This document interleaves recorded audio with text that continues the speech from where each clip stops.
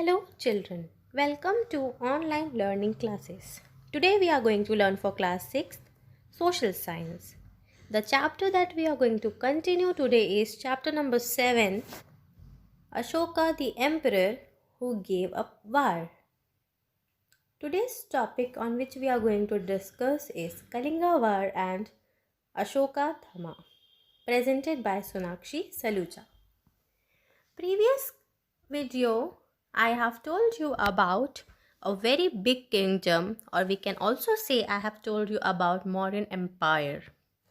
Now we have also learned about Mauryan dynasty, in which we have seen Ashoka the great emperor, and also along with him we have seen Chandragupta Maurya, who was the founder of Mauryan Empire, and also his son Bindusara. Now in today's class we are going to discuss about how empires are different from kingdoms, and about Ashoka Dhamma and also Kalinga War, how important it is. So one by one we are going to start. First of all, we are going to see what's the difference between kingdom, empire and dynasty. So first of all, we are going to start with how empires are different from kingdoms. As it is told that empire is ruled by an emperor, whereas kingdom is ruled by a king. Empires need more resources than kingdom as they are larger. So kingdoms are smaller than empires. Then when we talk about dynasty, so dynasty merely means that succession is held within one family. As such, we have in this chapter one famous dynasty known as Mauryan dynasty. Now we will see ruling the empire. As the empire was so large, it spread into different parts and were ruled differently. It was started with Chandragupta Maurya, then taken up by Bindusara, and finally taken up by Ashoka. So we can say that the area around Patliputra was under the direct control of the emperor, as Patliputra was the capital city during that time. Other than Patliputra, we have also seen Takshila, Ujjain, some of the other important cities that were there in Mauryan Empire. Now when we see Ashoka was the first emperor who tried to take his message to the people through inscriptions. Inscriptions means a document which was written down on a hard surface. So he used pillars to give a message to the people through inscriptions. Now these inscriptions were written down in Prakrit language, as it was a language of ordinary people, and were written in Brahmi script. So these are some of the important things that you must know. Then comes tribute. Now here the meaning of tribute is different. Unlike taxes which were collected on a regular basis, tribute was collected as and when it was possible from people who gave a variety of things more or less willingly.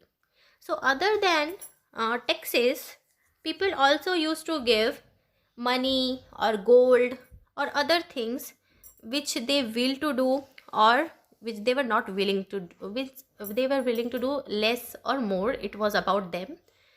So these were some of the tribute which was given up by the people. Then comes Kalinga War. Now this was the time when Ashoka wanted to rule over Kalinga, that is the ancient name of coastal Orissa. At present we call it as Odisha. Now we are going to see Ashoka's War of Kalinga. What all thing happens during this time? So first of all, you need to see Battle of Kalinga.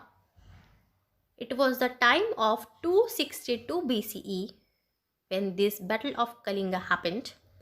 And as I told, its current name is Odisha, Kalinga's current name. Ashoka fought a war to conquer Kalinga. However, he was so horrified when he saw the violence and bloodshed.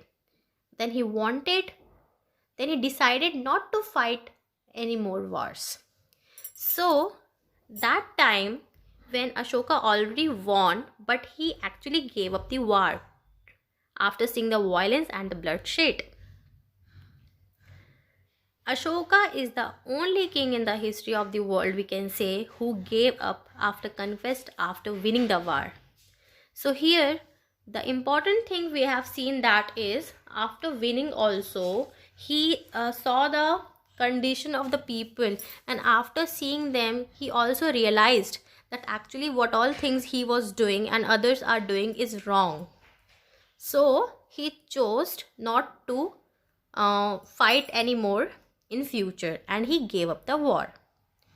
Then he also started following Ashoka's Dhamma, that is known as, he also started following Buddha's teaching. Ashoka Dhamma did not involve worship of a god or sacrifice. He was inspired by the teachings of the Buddha, so he felt that he will instruct his subject. He thought that as a father tries to teach his children, likewise he will also guide others and he will also spread the teachings of Buddha. So he started teaching people about it. Some of the problems came into existence during that time and that troubled him a lot. So Ashoka tried to solve this problem by introducing Dhamma. Now we will see one by one those problems. Like first is people in the empire followed different religions and that sometimes led to conflict. Animals were sacrificed. This was also one of the problem that he saw. Slaves and servants were ill treated. They were not treated well. Then there were quarrels in families and among the neighbors. This was another problem which Ashoka felt need to be solved.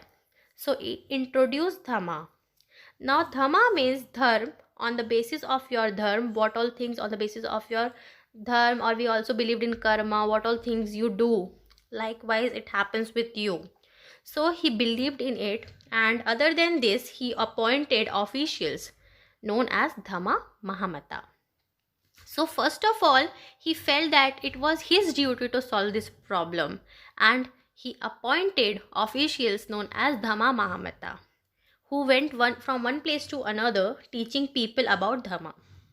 He also got his message inscribed on rocks and pillars, as I showed you earlier now only, that some of his inscriptions were written down on rocks and pillars that were written in Prakrit language. Then Ashoka also sent messengers to spread idea about Dhamma to other places such as Syria, Egypt, Greece and Sri Lanka. So here you can see one thing, it spread not only in India but outside India also it became very popular.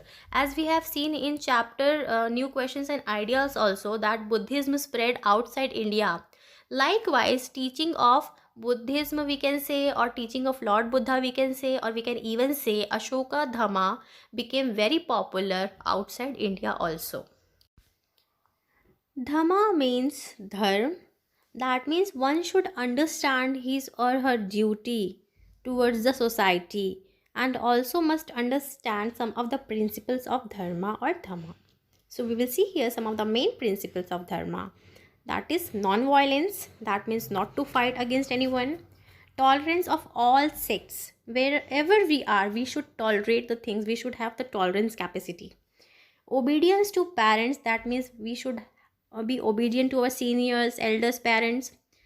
Respect for Brahmins, teachers and priests. This is very important. Liberty towards friend, we should have liberty towards friend. Then human treatment, it is very important. This is also the very important point. Now in this chapter we have completed all the topics.